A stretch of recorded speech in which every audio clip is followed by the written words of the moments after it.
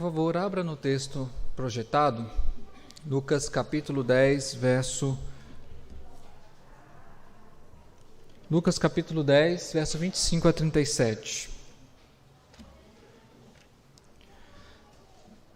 Texto bastante conhecido. Lucas capítulo 10, verso 25 a 37. Para a leitura, acompanhe, por favor, em sua Bíblia. Aquele também que nos assiste pela internet pode acompanhar abaixo no vídeo ou também acessar no seu dispositivo. O texto tem como título, pelo menos a versão que estou usando, o Bom Samaritano. Assim diz a palavra do nosso Deus. Eis que certo homem, intérprete da lei, se levantou com o intuito de pôr Jesus à prova e disse-lhe: Mestre, que farei para herdar a vida eterna? Então Jesus lhe respondeu: Que está escrito na lei? Como interpretas? A isto ele respondeu: Amarás o Senhor teu Deus de todo o teu coração, de toda a tua alma, de todas as suas forças e de todo entendimento, e amarás o teu próximo como a ti mesmo. Então Jesus lhe disse: Respondeste corretamente, faze isto e viverás. Ele, porém, querendo justificar-se, perguntou a Jesus: Quem é o meu próximo? Jesus prosseguiu dizendo: Certo homem descia de Jerusalém para Jericó e veio a cair em mão de salteadores, os quais, depois de tudo lhe roubarem e lhe causarem muitos ferimentos, retiraram-se, deixando-o semi-morto. Casualmente, descia um sacerdote por aquele mesmo caminho e, vendo-o, passou de largo. Semelhantemente, um levita descia por aquele lugar e, vendo-o, também passou de largo. Certo samaritano, que seguia o seu caminho, passou-lhe perto e, vendo-o, compadeceu-se dele. E, chegando, pensou-lhe os ferimentos, aplicando-lhes óleo e vinho. E, colocando-o sobre o seu próprio animal, levou-o para uma hospedaria e tratou dele. No dia seguinte, tirou dos 2 denários e os entregou ao hospedeiro, dizendo: Cuida deste homem, e, se alguma coisa gastares a mais, eu te indenizarei quando voltar. Qual destes 3 te parece ter sido o próximo do homem que caiu nas mãos dos salteadores? Respondeu-lhe o intérprete da lei: O que usou de misericórdia para com ele? Então lhe disse: Vai e procede tu de igual modo. Vamos orar ao nosso Deus? Pai, abençoa-nos na compreensão da Tua palavra, deste texto tão conhecido que já lemos, ouvimos e talvez até mesmo pensamos tantas vezes sobre ele. Que o Teu Espírito possa iluminar os nossos corações para essas passagens da Escritura que são tão conhecidas, mas cujo significado muitas vezes se perde ou é esvaziado porque achamos que os conhecemos muito. Ensina-nos, ó Deus, a cada vez que lermos a Tua palavra. Ajuda-nos, ó Deus, a compreendermos a Tua palavra o máximo possível para extrairmos dela quais são os direcionamentos, os princípios que guiam, que normatizam, que iluminam a nossa vida. Nós começamos a nossa semana no dia de hoje, dia do Senhor, e queremos durante essa semana glorificar o Teu nome apesar dos nossos pecados. Que este texto possa nos ajudar durante essa semana em instrução, em direcionamento, em nome de Jesus. Amém. A história que eu vou contar como ilustração desse sermão não é uma piada nem mesmo uma invenção de início de sermão. O pastor Sérgio acho que conhece o personagem dessa história. Certo jovem crente estava voltando para sua casa após um trabalho da igreja. E como é costume, ele era jovem, solteiro, não era casado, esses trabalhos levam e eles voltavam tarde. Voltou a pé. Esse jovem, ele tinha algumas características, ele usava roupas meio largas, ele inclusive tinha, não sei se o pessoal chama aqui de bornal, bolsa, alguma coisa do lado, não sei como é que é o nome que dão aqui. A pochete, aquele negócio fica, enfim, é uma pochete do lado, enfim, ele estava usando aquele negócio lá. E é muito comum, ele foi parado por policiais, que acharam estranho aquele rapaz sozinho, com a vestimenta e tal. E nessa abordagem, é claro, ele estava vindo no trabalho da igreja. Ele, muito nervoso, falou: não, mas eu estou vindo do trabalho da igreja. eu sou crente. E os policiais falaram, você é crente? Então canta uma música de crente para nós. Na hora do aperto, o nervosismo, o inário, a enologia dele foi para o espaço. Teve apenas uma música da qual ele se lembrou. Eu vou começar a cantar essa música, eu imagino que você também conhece ela. Quem não ouviu quando criança, não participou de berçário da igreja. Adivinha a música? Eu vou começar a cantar e você termina. Sou uma florzinha de Jesus. Complete. De Jesus. Feche os olhinhos para orar. Sou uma florzinha de Jesus. Tá vendo? Se você fosse parado por uma blitz policial, você teria uma música de crente na cabeça. Foi essa música que ele lembrou. Pobre coitado. Quando ele terminou de cantar a música, claro, os policiais atrás dele estavam rindo. Mas uma coisa os policiais entenderam, falaram, você é crente mesmo. Porque eles entenderam que não haveria outra forma desse rapaz lembrar dessa música se ele não fosse crente. Mas sabe o que essa história nos mostra? Que às vezes as coisas que às vezes a gente toma como tão conhecidas, já sagradas ou já antigas, elas passam a perder um pouco o seu significado. Isso não é apenas, às vezes, com músicas, experiências que às vezes nós tivemos quando crianças na escola dominical, nas salas, como as nossas crianças estão ali, mas pode ser que até mesmo textos bíblicos de tão conhecidos, de tão sabidos, de acharmos que eles já são dominados por nós já os conhecemos tão bem, eles acabam perdendo o seu significado. Essa parábola, esse texto, conhecido como a parábola do bom samaritano, sem dúvida é uma das passagens mais conhecidas da Bíblia.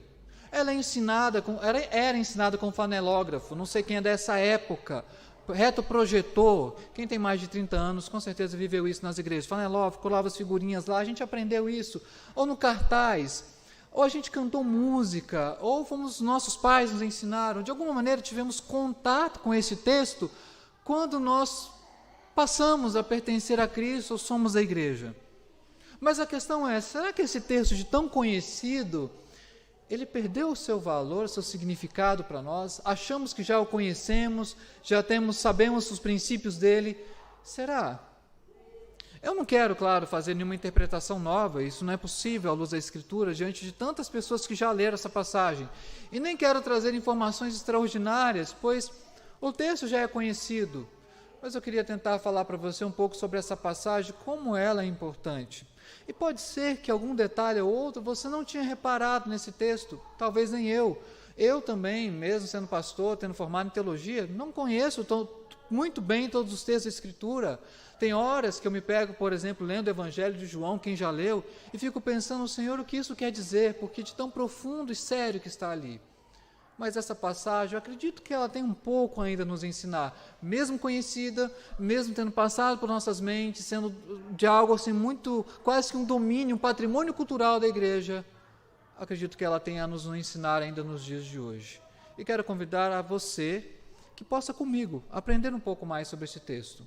E aprendendo juntos, eu creio que vamos crescer na graça desse Cristo que ensinou de formas tão belas e tão variáveis no seu ministério. Algumas coisas importantes. O que é uma parábola? Nós sempre achamos assim, parábola é uma história contada por Cristo. Bom, ela era uma história. Só que a parábola, ela era mais que uma história. Porque uma história, às vezes ela é contada para simplesmente passar, nós entendermos alguma lição e isso ficar suficiente para nós. Parábola não é assim. A parábola, ela era contada por Cristo como um recurso retórico, literário, para chamar os seus ouvintes e colocá-los dentro daquela história. Quando você, então, lê uma parábola, não é apenas uma história que é para você memorizar e achar bonita. Ela quer falar com você, ela quer te situar naquele contexto, naquele enredo que Cristo está colocando aqui, e situando você nesse enredo, falar, e aí, agora o que você vai fazer? Toda a parábola, então, ela não é apenas uma história, uma ilustração, ela é um convite à ação, é uma forma de Cristo chamar os seus ouvintes, e agora eu e você leitores, e falar para nós que nós estamos nessa história, eu e você fazemos parte desse enredo, e não apenas fazemos parte, nós temos que responder a ele. Mas uma coisa interessante das parábolas, não sei se você já renotou, que muitas delas, elas não surgem do nada. Cristo não contou à toa. Ele conta em um contexto e às vezes provocado por muitas pessoas. Essa parábola, Cristo conta ela por uma provocação. Se a gente vai lá, volta ao início do texto, veja bem o verso 25, a Lucas 10 nos fala, se for o microfone aqui, a gente pode trocar, eu posso usar o sem fio, tá? É só avisar. Lucas nos conta que um intérprete da lei queria pôr Jesus à prova. E isso é importante. Ele faz a pergunta a Cristo não para aprender, não para crescer, ele faz a pergunta a Cristo para pegar a Cristo em alguma falta, em algum erro. Esse intérprete da lei, ele na verdade estava querendo pôr Jesus à prova, para ver se Jesus daria conta de responder, se Jesus caía em um erro para que ele acusasse a Cristo. Só que o nosso Senhor é muito sábio. Muitas vezes a forma mais sábia de responder uma pergunta é com outra pergunta. E é assim que Cristo responde. Quando Cristo é perguntado, mestre, que farei para herdar a vida eterna? No verso 26, Cristo retorna com uma pergunta. O que está escrito na lei? Como interpretas? Tem um físico cristão chamado Adalto Lourenço, já ouviu falar dele? O Adalto Lourenço, certa vez, ele foi dar uma palestra numa universidade. Ele dava palestras, ele é físico, então sobre física e outros assuntos. Mas um dos seus ouvintes naquela palestra sabia que o Adalto Lourenço é cristão. Ao final da palestra, quando abriu para o momento de perguntas, e o Adalto Lourenço estava defendendo o criacionismo, aquela pessoa se levantou na palestra e perguntou assim, Adalto Lourenço, você é físico e tal, quem que você entende que é essa força que criou ou que, de alguma maneira, conduz o universo, tudo que foi criado, segundo a sua visão? O Adalto percebeu que aquela pessoa não estava a fim de aprender, não estava a fim de ouvir do Evangelho, queria provocá-lo, queria colocá-lo à prova, a semelhança de Cristo. E ele, sabiamente, respondeu com uma outra pergunta. Eu vou te responder a sua pergunta se você me der a resposta de outra. O que é a gravidade? Eu não sei você, se me perguntasse isso, eu suaria para responder. Aquela pessoa não conseguiu responder. Ele falou, nem eu vou responder a sua pergunta. Não é porque o Adalto Lourenço não soubesse responder. Em outros momentos ele fala categoricamente que para ele o Deus Criador é o Deus cristão da Escritura. Mas o que ele percebeu é que, na verdade, alguém queria colocá-lo à prova, a semelhança de Cristo. Quando esse intérprete da lei responde, Cristo elogia a sua resposta no verso número 28, olha a resposta de Cristo, respondeste corretamente, faz isso e viverás. O que Jesus Cristo está falando para aquele homem? Olha, você respondeu muito bem. Se você quer dar a vida eterna, tem duas coisas que você pode fazer, se você fizer perfeitamente, você ganha a vida eterna. Amar a Deus sobre todas as coisas e amar ao próximo como a ti mesmo. Mas esse intérprete da lei percebeu um erro que ele cometeu e que ele não estava consciente quando ele quis pôr Cristo à prova. Quem que consegue amar a Deus sobre todas as coisas e ao próximo como a ele mesmo, sem pecar, sem errar? Há alguém que consegue fazer isso perfeitamente? Ninguém consegue. Esse intérprete da lei percebeu que ele não tinha saída. Ele mesmo tinha se colocado no caminho sem volta. Porque quando ele pergunta o que ele poderia fazer para dar a vida eterna, e ele conhece a lei e sabe que é amar a Deus e ao próximo, ele percebeu que ele mesmo não daria conta de cumprir os mandamentos, e ele não daria conta de atender a resposta que ele mesmo provocou. E aí então, o verso de número 30 em diante, vai nos mostrar que Cristo vai contar essa parábola, porque no verso 29 aquele homem queria se justificar. Essa parábola pode falar de muitas coisas, mas o propósito dela é ensinar para nós que não há maneira de nos justificarmos perante Deus. Ou seja, a única maneira que temos de agradar ao Senhor, ou a maneira como herdamos a vida eterna, é abrir mão de qualquer justiça própria E isso, falando nisso, então a parábola não é nos ensinando sobre a ação social. Não estou desconsiderando a prática do auxílio da misericórdia com outros, mas não é esse o propósito da parábola. O propósito da parábola também não é apenas dizer que aquele sacerdote, aquele levita, eram homens pecadores e como líderes religiosos, eles eram falhos. A parábola faz isso, mas o propósito dela principal não é esse. O propósito principal da parábola do bom samaritano é nos ensinar que, independente de qualquer das nossas características, independente de quanto conhecemos a Bíblia, se eu e você não colocarmos a nossa confiança na justiça que vem de Deus, nós não vamos herdar a vida eterna. Então, antes de eu falar, eu vou dizer aqui sobre os detalhes, as questões da parábola, eu não posso terminar esse sermão sem dizer para você que essa parábola é um convite a confiarmos na justiça de Deus. Cristo conta essa parábola porque havia alguém do seu auditório que queria se justificar e nós não temos como nos justificarmos perante Deus. Dito isso, nós vamos compreender então melhor essa parábola, este texto. Compreender essa parábola de que maneira? Primeiro, entendendo o enredo dela. A partir do verso 30, Cristo conta essa parábola para nós. E há alguns detalhes do texto que, quando a gente olha esses detalhes, à luz daquele contexto, fazem mais sentido para nós. Veja bem, verso 30. Jesus prosseguiu dizendo: certo homem descia de Jerusalém para Jericó e veio a cair em mãos de salteadores, os quais, depois de tudo lhe roubarem, lhe causarem muitos ferimentos, retiraram-se, deixando-o semi-morto. Primeira questão aqui é que Cristo conta uma parábola sobre viagem. E é claro, Cristo não faz isso de maneira involuntária ou não intencional. Eu já expliquei, desde o capítulo 9, Cristo está subindo para Jerusalém. Então, ele conta uma parábola de viagem em meio a uma viagem. Seria mais ou menos como você, no meio de uma viagem, dentro do carro, chamar a atenção para algum detalhe e aquilo fazer sentido para você. Por exemplo, não sei quantos conhecem o pastor Paulo César, do grupo Logos.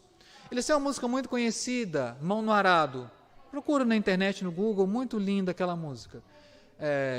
Eu não vou saber cantar agora como o do rapaz no início da história, que não lembrava direito cantar nenhuma música, agora também me fugiu cantar essa no tom certo. Mas enfim, procura na internet, Mão no Arado, grupo Logos. Ele estava contando que, caminhando com o grupo no ônibus, que ele finalmente viu um homem usando um arado. Sabe aquele arado antigo, puxado por boi? Ele encontrou. E ele desceu do ônibus, falou: tem que te registrar, tem que tirar foto. Não tinha rede social.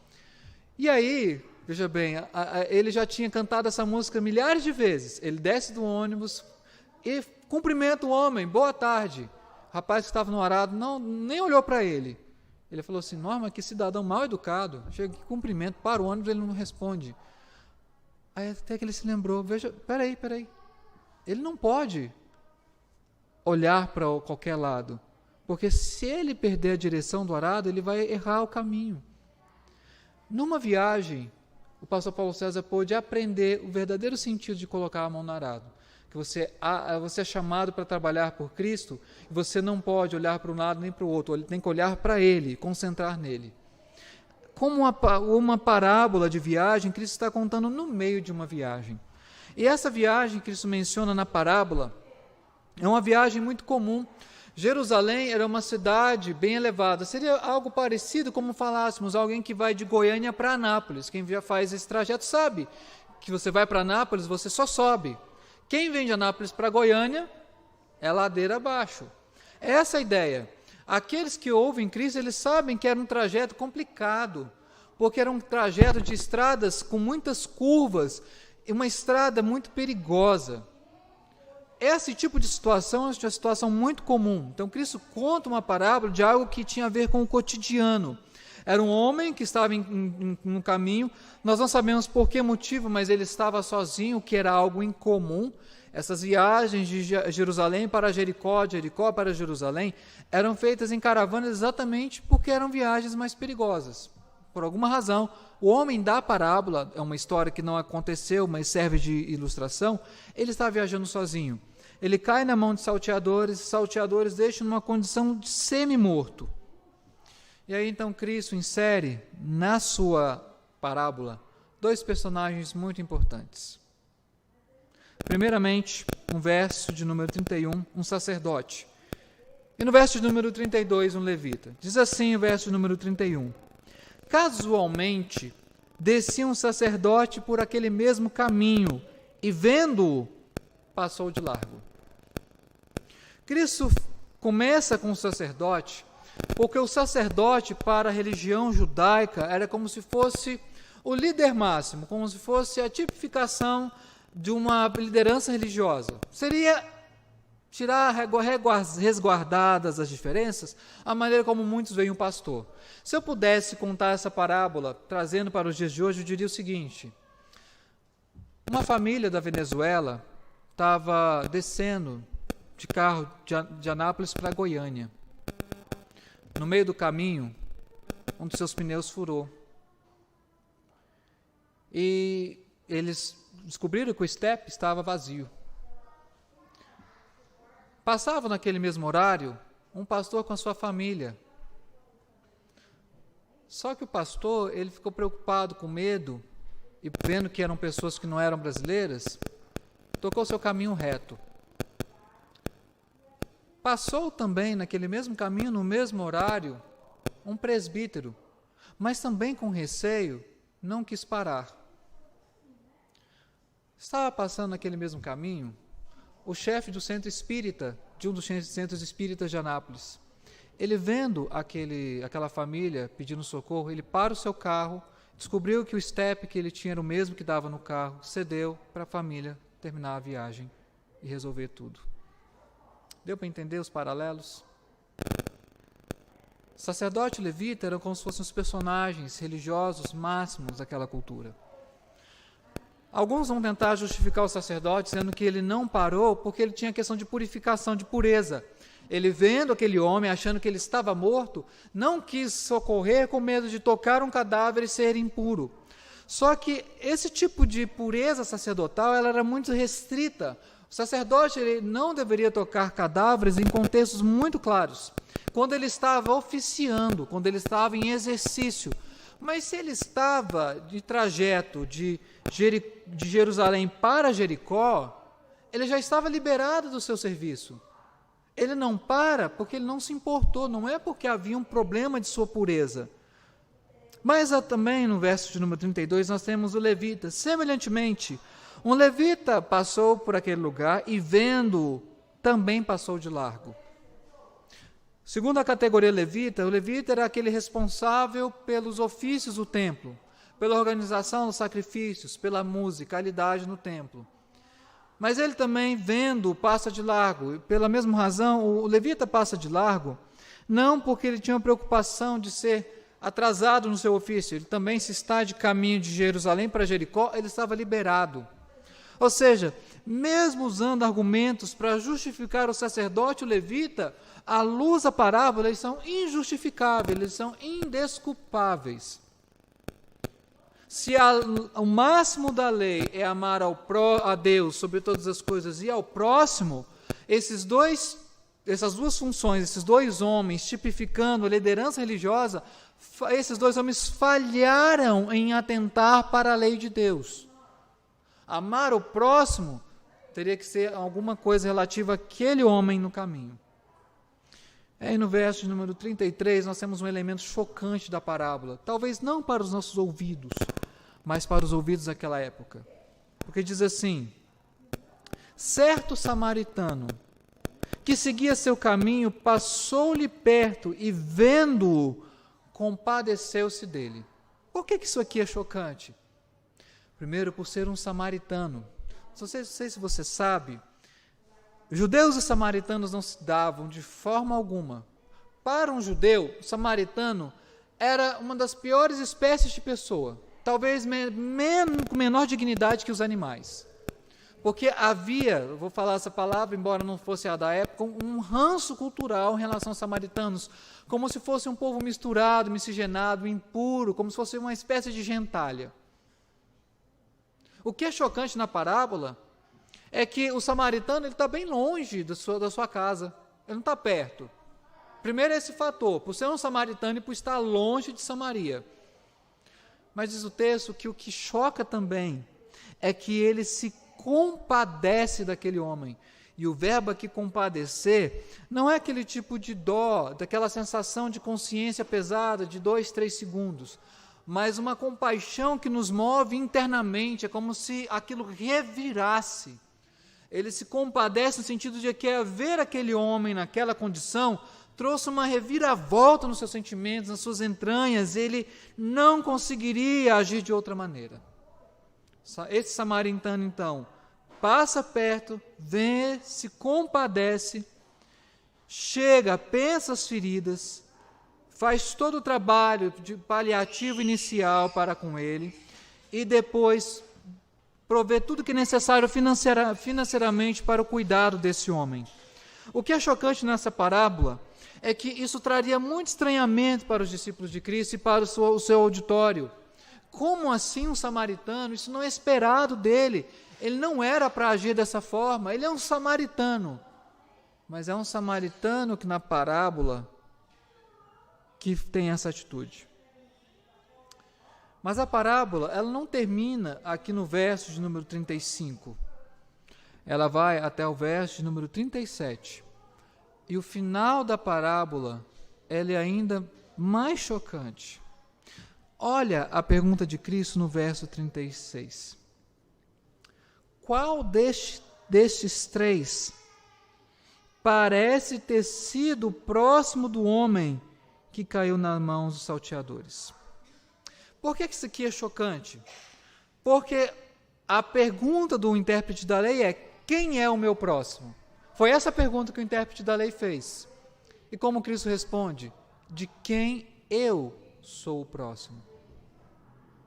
Cristo, ele não se sente obrigado a responder, a cair nessas armadilhas. E eu quero falar para você que talvez convive num ambiente não cristão e hostil. O cuidado que eu e você temos que ter é que muitos, eles nos provocam, eles alfinetam, não porque tem interesse no Evangelho, é para provocar. E nós temos que aprender com o Mestre, Cristo, nosso Senhor, a como sair dessas provocações sem que haja ofensa, sem que haja algo errado. É aprender a lidar com essa hostilidade, mostrando que nós não temos a obrigação de responder todas as perguntas, porque algumas delas são feitas não para serem respondidas, mas para nos colocar à prova. Eu já mencionei que uma vez eu vi um grupo de ateus, pessoas conversando lá na UFG, mas lá não tem apenas ateus, outras pessoas de várias linhas, conversando sobre cristianismo, falando do cristianismo como opressivo e tal. Só que todos eles eram fãs de Senhor dos Anéis, do Tolkien, que era cristão.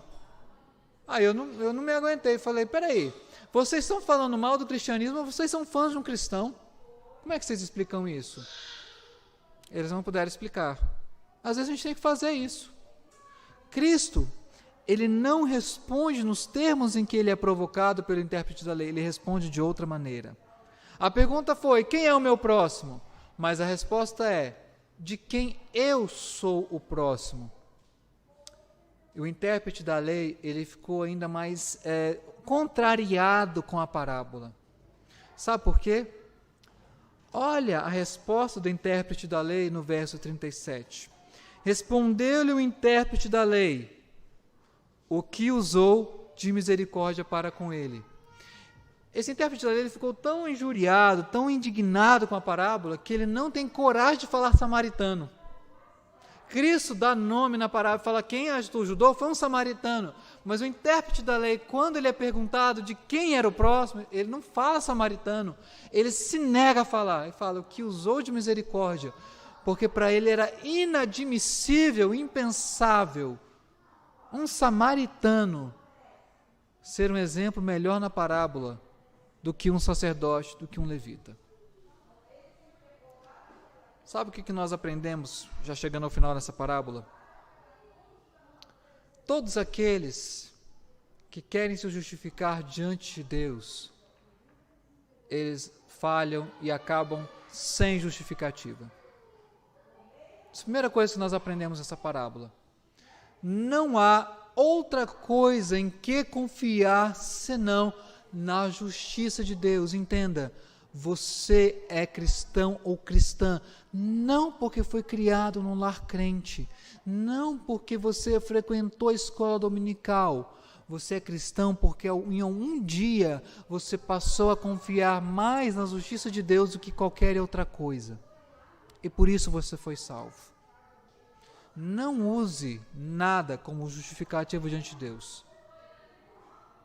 Há muitas pessoas que querem usar seu trabalho na igreja como justificativa. Querem se justificar perante Deus porque são de uma família de crentes. E digo mais, infelizmente, é até ruim falar isso, mas é a verdade. Há quem se justifique mesmo porque estudou teologia. Não se engane, não é porque alguém estudou teologia porque é crente. E a história da igreja nos mostra muitos que foram teólogos e depois negaram a fé. Talvez um dos exemplos brasileiros mais conhecidos é Rubem Alves, que é mais conhecido na pedagogia. Rubem Alves, na verdade, era pastor presbiteriano. Apostatou da fé. Não há outra coisa que nos justifica senão a obra de Cristo. Então, quero dizer para você, se você faz qualquer coisa, ou se apega a qualquer coisa, exceto a justiça de Deus, para ter a vida eterna, você ainda não entendeu a graça. Esse mestre, intérprete da lei, ele queria se justificar, mas ele saiu daquele momento entendendo que ele não tinha desculpas mais perante Deus. Segundo lugar, que nós não somos crentes porque cumprimos plenamente a lei. Temos que tirar isso da nossa cabeça.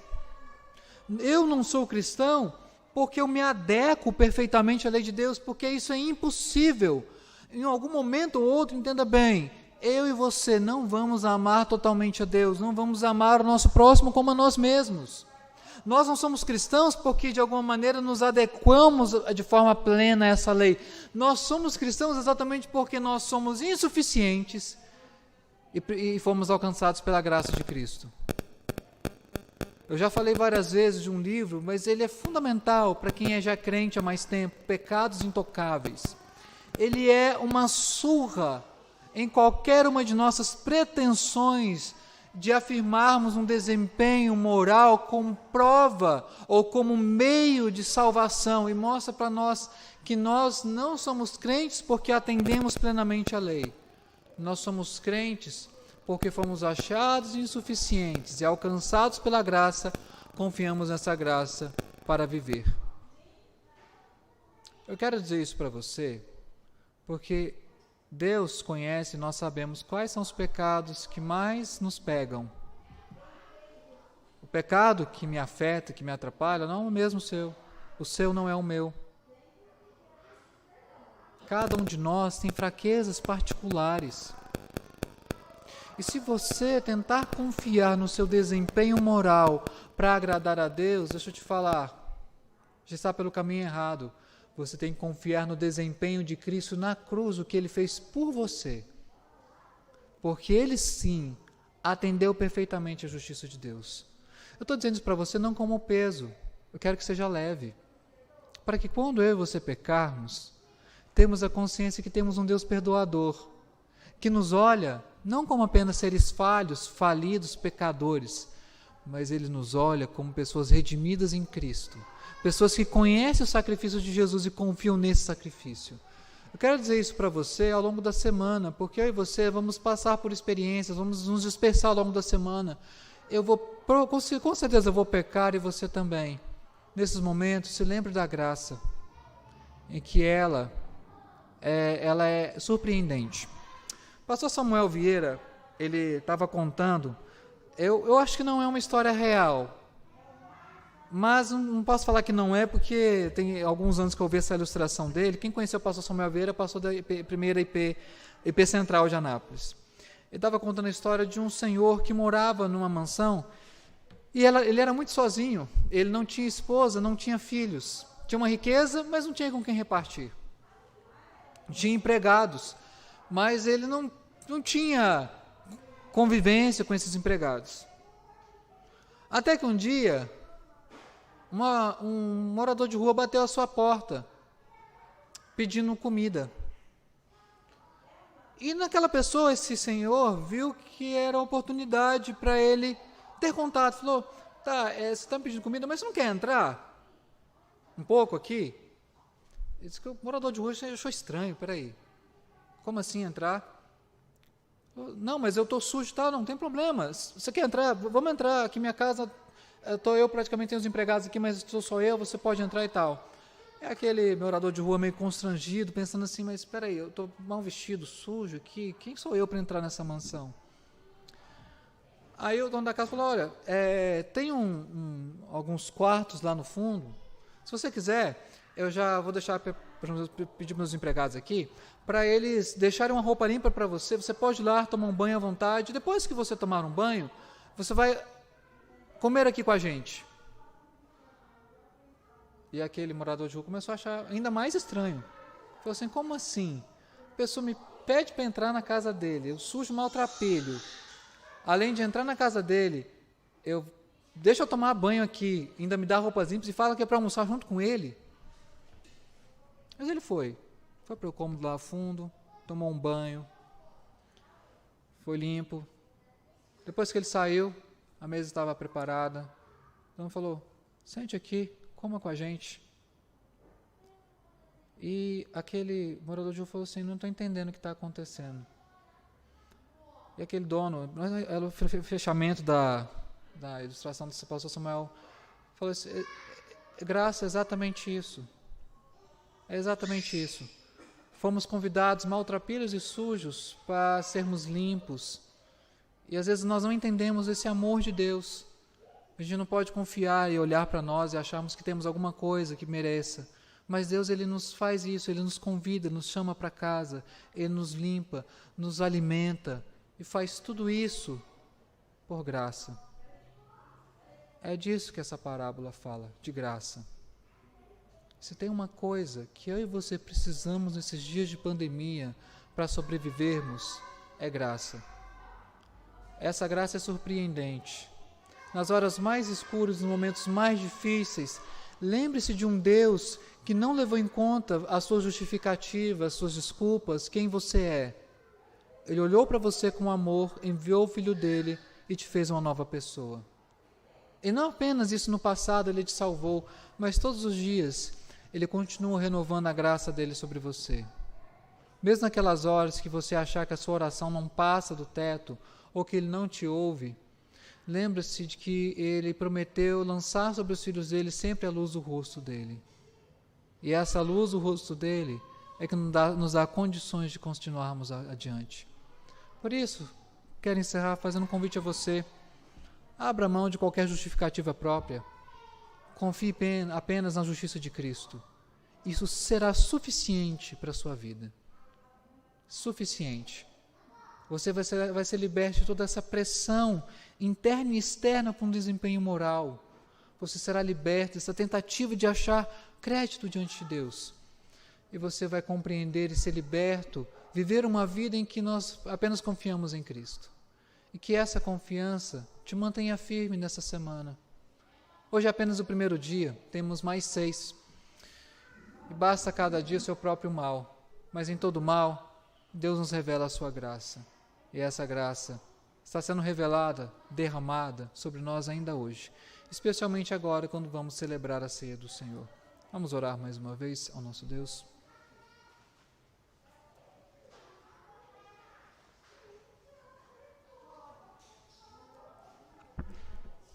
Senhor, muito obrigado pela Tua palavra. Obrigado, Deus, porque ela nos mostra, Deus, como somos dependentes do Teu Filho.